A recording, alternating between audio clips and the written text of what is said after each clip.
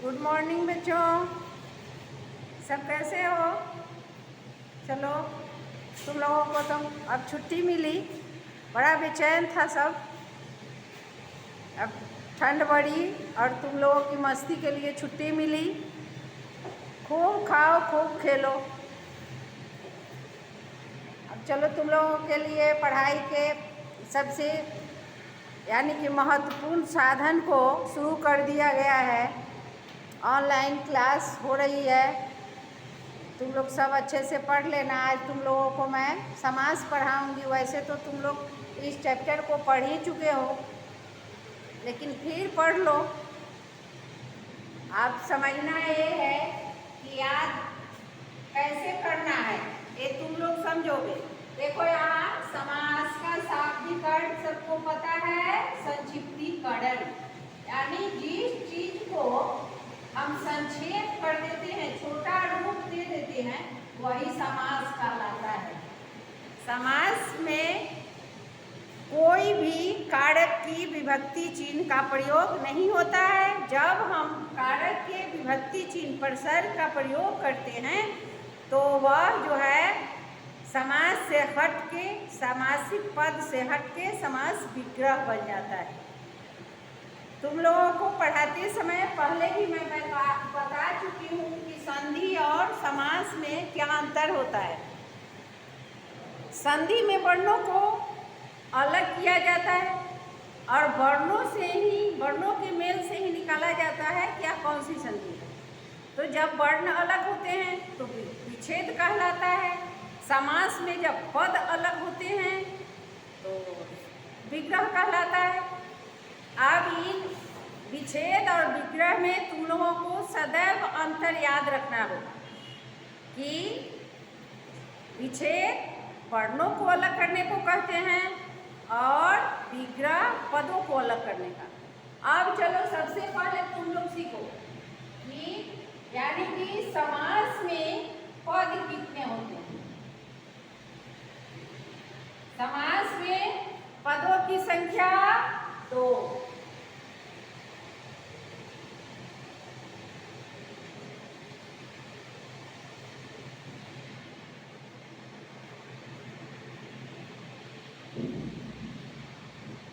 पदों की संख्या 2।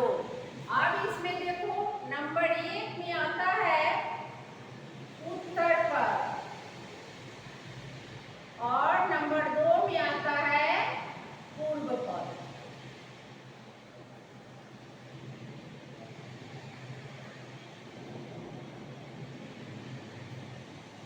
अगर आपको पद की पहचान नहीं है तो आप समास को अच्छे तरह से पढ़ नहीं पाएंगे। एकदम फिक्स है कि नहीं पढ़िएगा और न समझ पाइएगा। अब इसी तरह से समास में अब खंडों की संख्या निकालना है। तो 2 होता है इसमें। पहला प्रधान खंड और दूसरा हो जाता है गौण खंड।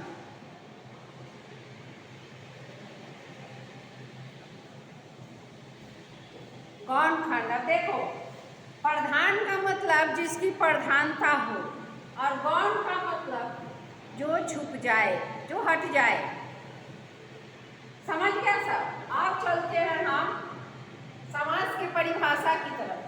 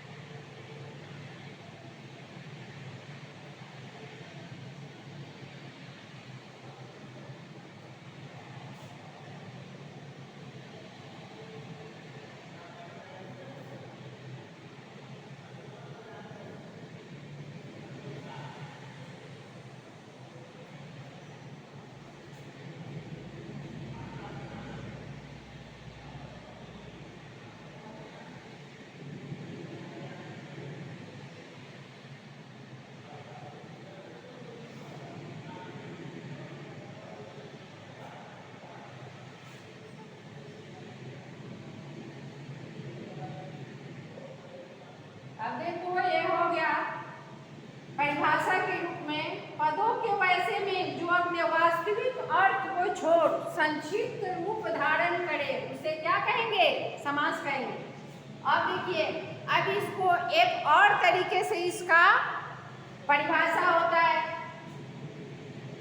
इसकी परिभाषा अनेक तरह से लिखी जा सकती है। जितने व्याकरण आप पढ़ोगे उतने सारे अंतर तुमको दिखाई देंगे, ठीक है। अब यहाँ देखो, परस्पर संबंध बताने वाले नंबर 2 में लिखो परस्पर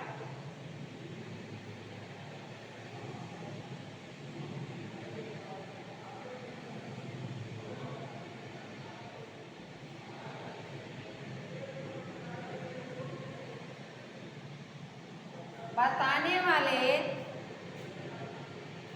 शब्दों का लोग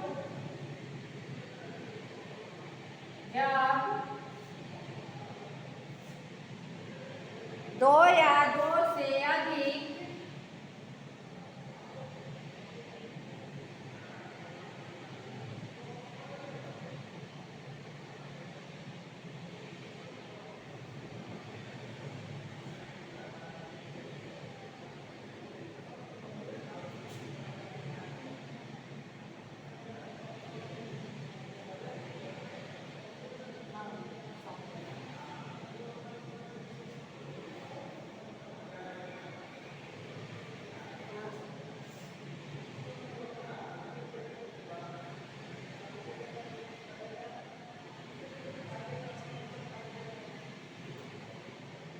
बताने वाले शब्दों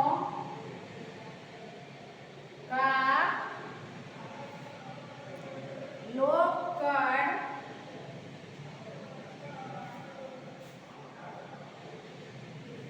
जब दो या दो से अधिक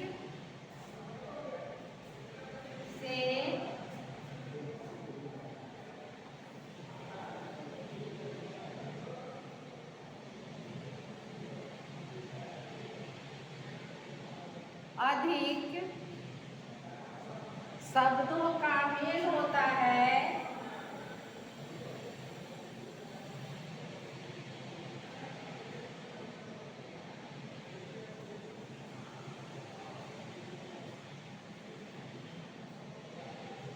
मेल होता है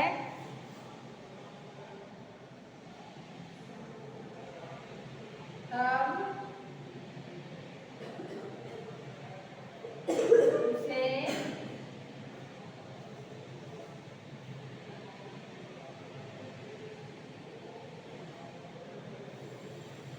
समासिक शब्द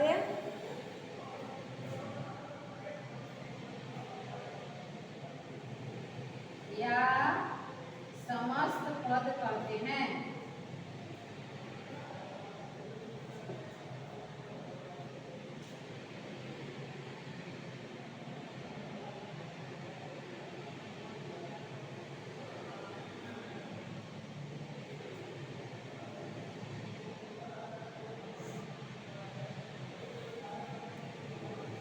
अब देखो, अब ऐसे एक तरह से और भी बोला जा सकता है कि जब दो या दो से अधिक पद अपने अपने विभक्तियों को छोड़कर मिलते हैं तो उसे समास कहते हैं।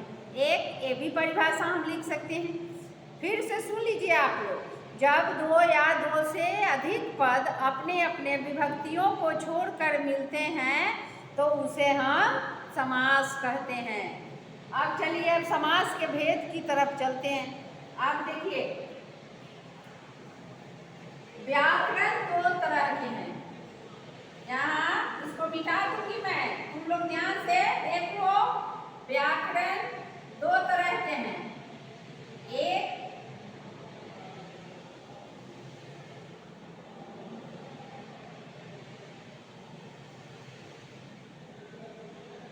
दो तरह के होते हैं। यहाँ पे देखिए, एक पहला होता है प्राचीन व्याकरण।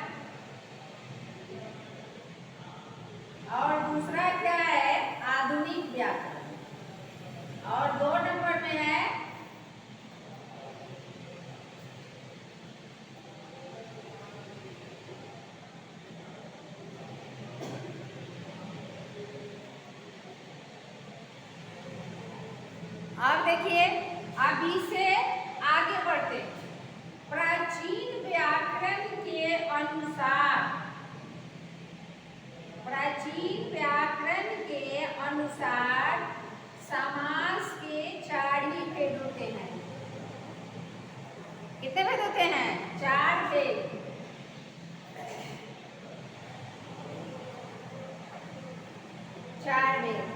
अब सबसे पहले उन चारों का नाम हम जानेंगे। देखिए नाम जानिए। एक में तत्पुरुष समास, पहला है तत्पुरुष समास।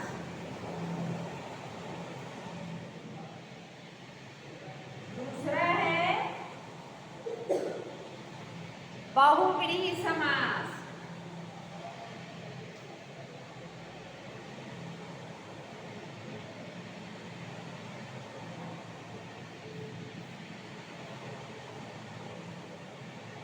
और तीसरा है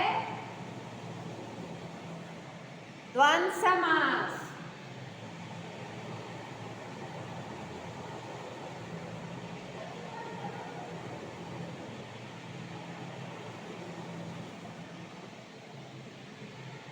द्वंद्व समास। और चौथा है अव्ययी भाव समास।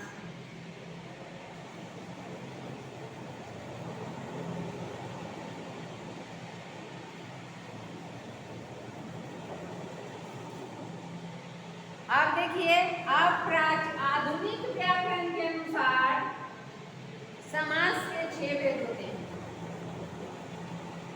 आप देखिए कैसे कैसे 6 होता है।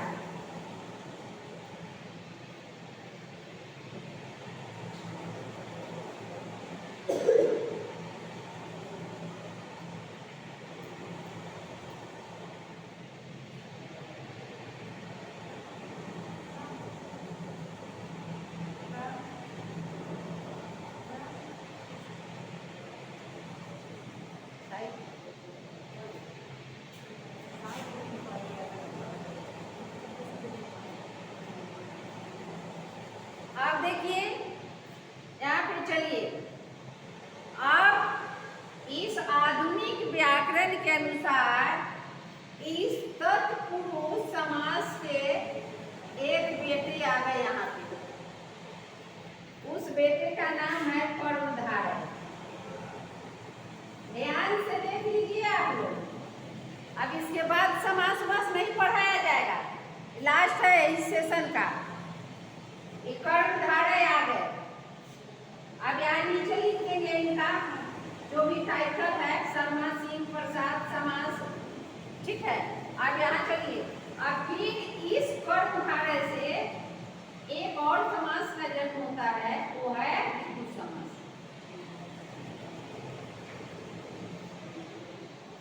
अब आप लोग गिनती कर लीजिए कैसे 6 को उड़ गया। 1 2 3 4 5 और 6 हो गया। लेकिन पहले प्राचीन व्याकरण के अनुसार जो है समास के 4 ही भेद हुआ करते थे। लेकिन अभी के जो व्याकरण शास्त्री हैं, व्याकरण हैं, उनके अनुसार 6 हो गए हैं और आप लोगों को 6 ही पढ़ना है। अब संक्षेप में मैं बता देती हूँ तत्पुरुष समास क्या होता है, उसके बारे में जान लीजिए कि जिस समस्त पद में, जिस समस्त पद यानी कि लिखा हुआ पूरा, जैसे कि यहाँ लिख दिए हम माखन चोर, यहाँ लिख दिए माखन चोर, तो ये समस्त पद है। क्या है? ये पूरा का पूरा पद है और ये समास है। जैसे ही इसका हम विग्रह करेंगे, ये समास से अलग हो जाएगा, इसका एक अपना नाम हो जाएगा। तो ये माखन चोर लिखा हुआ है, तो इसका मतलब कि खाली माखन कहने से तो काम नहीं चलने वाला है। इसका कि जिस समस्त पद का अंतिम पद प्रधान हो, वो क्या कहलाएगा? तत्पुरुष। क्या कहलाएगा?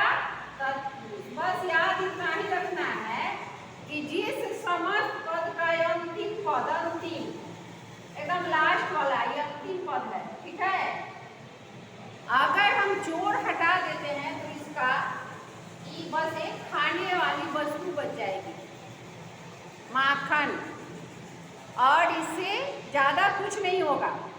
तो यहाँ जो है माखन चोर, यानी कि माखन को चुराने वाला, समझे, माखन को चुराने वाला।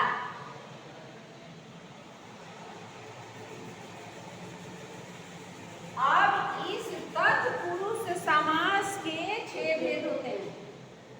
अब तत्पुरुष समास के 6 भेद होते हैं। अब पूछिए कैसे? अब आप लोग कारक पढ़े हुए हैं, तो बस कारक के 1 से लेकर 8 भेद में, 8 भेद में 1 को कट करना है, 8 को कट करना है, बीच में बच गया 6। और यही 6 भेद जो है तत्पुरुष समास का भेद होता है, यानी कि समास में कर्ता के ने चिन्ह का प्रयोग नहीं होता है और लास्ट में संबोधन का प्रयोग नहीं होता है। ठीक है, अब जो बचा हुआ है फिर तुम लोगों को मैं कल पढ़ाऊंगी। आज के लिए इतना ही, फिर कल मिलेंगे इसी समय। बाय बच्चों।